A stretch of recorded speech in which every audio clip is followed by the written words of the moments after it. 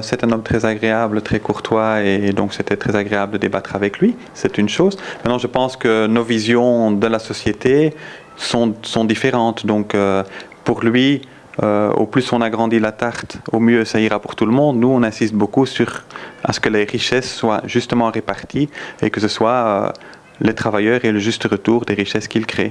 Incontestablement, c'est un brave type. Par contre, sur le fond des idées, du programme, des valeurs, c'est vrai qu'il y a là de la distance. Quand je l'entends dire que pour eux, il n'y a pas d'intérêt général qui compte, c'est d'abord l'intérêt uniquement des travailleurs, ce qui est aussi un intérêt à devoir prendre en considération, évidemment, mais il y a toutes les autres personnes, les personnes qui sont en difficulté, les aînés, les personnes handicapées, ceux qui travaillent, ceux qui créent leur emploi en étant indépendants, etc.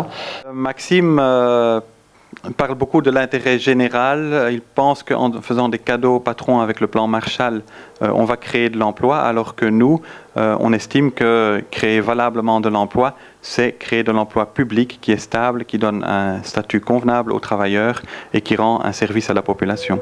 Donc là, manifestement, je pense que c'est un discours, comme il l'a qualifié lui-même, de communiste moderne, mais jusqu'à preuve du contraire, qu'il soit moderne ou pas, le communisme n'a jamais été une solution durable pour pouvoir développer un État et apporter du bien-être à ses citoyens. Donc je pense que même s'il le qualifie de moderne, le point de vue du PTB, ce communisme-là est assez archaïque. Oh, écoute.